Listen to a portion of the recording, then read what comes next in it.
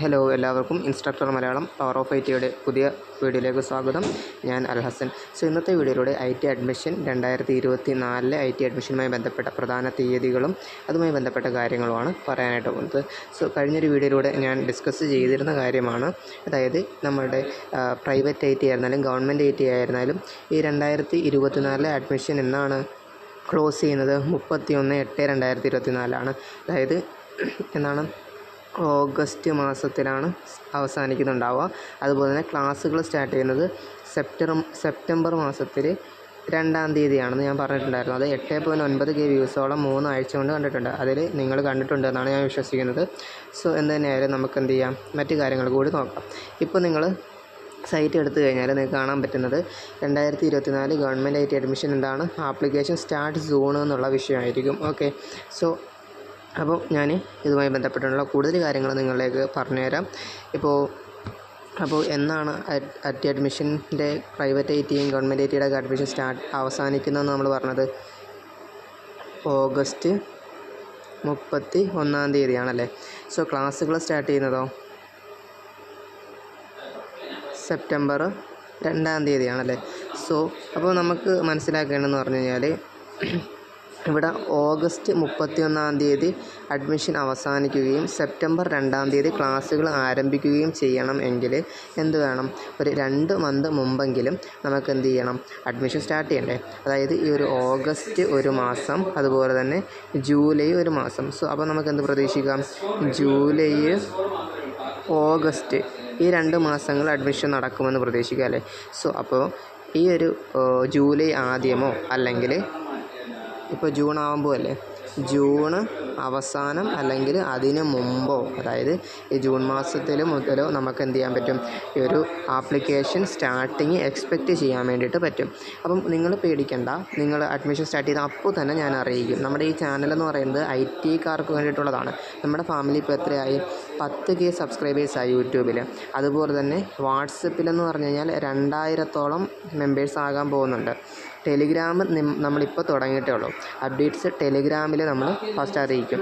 ആ ടെലിഗ്രാം ഗ്രൂപ്പിൽ ജോയിൻ ചെയ്യാൻ ഞാൻ ഡിസ്ക്രിപ്ഷൻ ബോക്സ് എടുത്തു കഴിഞ്ഞാൽ അവിടെ വാട്സപ്പിൻ്റെ ലിങ്കും അതുപോലെ തന്നെ ടെലഗ്രാമിൻ്റെ ലിങ്കും കാണാൻ പറ്റും. ഈ ഒരു പവർ ഓഫ് ഐ.ടി എന്ന് പറഞ്ഞിട്ടാണ് ഗ്രൂപ്പിൻ്റെ എല്ലാം പേര് നമ്മൾ നൽകിയിട്ടുള്ളത്. ഓക്കെ, അതുപോലെ തന്നെ ഇതിൻ്റെ എക്സാം നിങ്ങൾക്ക് നടക്കുന്നത് ഈ വർഷം നിങ്ങൾ സ്റ്റാർട്ട് ചെയ്ത് കഴിഞ്ഞാൽ നിങ്ങൾക്ക് എക്സാം നടക്കാൻ പോകുന്നത് ജൂലൈ അതുപോലെ തന്നെ ഓഗസ്റ്റ് മാസങ്ങളിലായിരിക്കും ഇത്തവണ അഡ്മിഷൻ കിട്ടുന്നവരുടെ എക്സാം നടക്കുന്നത്.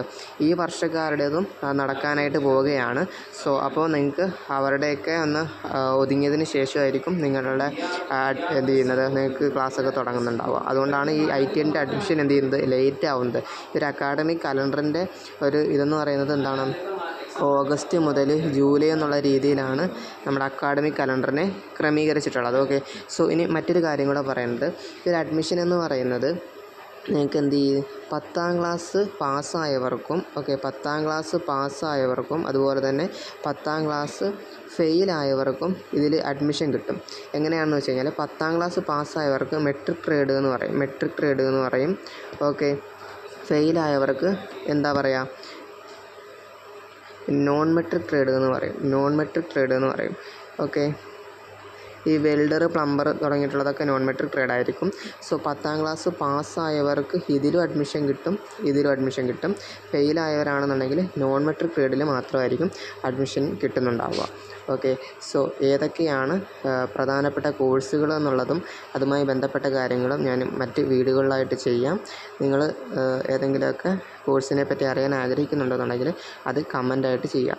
ഇനി എന്തടിസ്ഥാനത്തിലാണ് ഇതിൻ്റെ ഐ.ടിൻ്റെ അഡ്മിഷൻ ലഭിക്കുന്നത് എന്ന് നമുക്ക് നോക്കാം. എന്തടിസ്ഥാനത്തിലാണ് അഡ്മിഷൻ ലഭിക്കുക എന്ന് വെച്ച് കഴിഞ്ഞാൽ നമുക്ക് പ്രധാനമായിട്ടും 10ാം ക്ലാസ്സിൻ്റെ കാര്യമാണ് പറയുന്നത്. ഓക്കെ, 10ാം ക്ലാസ്സിൽ ലഭിച്ചിട്ടുള്ള ഇംഗ്ലീഷ്, ഓക്കെ, അതുപോലെ തന്നെ ഫിസിക്സ്, അതുപോലെ തന്നെ കെമിസ്ട്രി, അതുപോലെ തന്നെ മാത്സ്, ഓക്കെ, ഇത്രയും സബ്ജക്റ്റിൻ്റെ മാർക്കിൻ്റെ അടിസ്ഥാനത്തിൽ നിങ്ങൾക്ക് ഇൻഡെക്സ് മാർക്ക് തയ്യാറാക്കും. എങ്ങനെയാണത് കൂട്ടുന്നതെന്ന് പ്രത്യേകം ചോദിക്കേണ്ട. അഡ്മിഷൻ ടൈമിൽ നിങ്ങൾ ആപ്ലിക്കേഷൻ കൊടുക്കുമ്പോൾ അതിൽ നിങ്ങൾക്ക് എന്ത് ചെയ്യും, ഇൻഡെക്സ് മാർക്ക് അറിയാൻ വേണ്ടി പറ്റും. ഓട്ടോമാറ്റിക്കലി കാൽക്കുലേറ്റ് ചെയ്ത് നിങ്ങൾക്ക് ഇൻഡെക്സ് മാർക്ക് അറിയാൻ പറ്റും. പിന്നെ 10ാം ക്ലാസ് നിങ്ങൾ പാസ്സാണെന്നുണ്ടെങ്കിൽ അതും, അതുപോലെ തന്നെ +2 പാസ്സാണെന്നുണ്ടെങ്കിൽ നിങ്ങൾ അതും വെക്കുക. കാരണം +2 പാസ്സായവർക്ക് 20 പോയിൻറ്റോളം ഇൻഡെക്സ് പോയിൻ്റ് കിട്ടും. ഓക്കെ, സോ ദെൻ അതുപോലെ തന്നെ അതിനകത്തിപ്പം NCCൻ്റെ കാര്യമോ അല്ലെങ്കിൽ സ്പോർട്സിൻ്റെ കാര്യമൊക്കെ ചോദിക്കുന്നുണ്ടാവും. അതൊക്കെ നിങ്ങൾ കൊടുക്കണം. പിന്നെ സ്പോർട്സിൻ്റെ ഇതൊക്കെ ഉള്ളവർ സ്പോർട്സ് കോട്ടയിലൊക്കെ വെക്കുക. കാരണം അപ്പോൾ എന്ത് ചെയ്യാൻ പറ്റും, പ്രത്യേകം നിങ്ങൾക്ക് ആ ഒരു കോട്ടയിലേക്ക് അഡ്മിഷൻ ലഭിക്കാൻ എളുപ്പമായിരിക്കും. പ്രീവിയസ് ഇയർ അഡ്മിഷനുമായി ബന്ധപ്പെട്ടൊരു പ്ലേലിസ്റ്റ് ഉണ്ട്. അതിൽ എല്ലാ കാര്യങ്ങളും നമ്മൾ പറഞ്ഞിട്ടുണ്ട്. നിങ്ങൾ അത് കണ്ടാലും മതി. എല്ലാ പ്രൊസീജിയറും അതുപോലൊക്കെ തന്നെ ആയിരിക്കും. ഓക്കെ, സോ ഇനി ഇതുമായി ബന്ധപ്പെട്ട ആർക്കെങ്കിലും സംശയങ്ങളുണ്ടെന്നുണ്ടെങ്കിൽ നിങ്ങൾക്ക് എന്ത് ചെയ്യാം, കമൻറ്റ് ബോക്സിൽ ചോദിക്കാവുന്നതാണ്. ഓക്കെ, കമൻറ്റ് ബോക്സിൽ ചോദിക്കാവുന്നതാണ്. ഈ ഒരു വീഡിയോ ഞാൻ ഇവിടെ അവസാനിപ്പിക്കുകയാണ്. പ്രധാനപ്പെട്ട കാര്യങ്ങളൊക്കെ പറഞ്ഞു എന്ന് വിശ്വസിക്കുന്നു. Okay, so thank you. അതുപോലെ തന്നെ നിങ്ങൾ എന്ത് ചെയ്യുക, ജോയിൻ ചെയ്യുക. വാട്സപ്പ് ഗ്രൂപ്പിലും ടെലിഗ്രാം ഗ്രൂപ്പിലൊക്കെ ജോയിൻ ചെയ്യുക.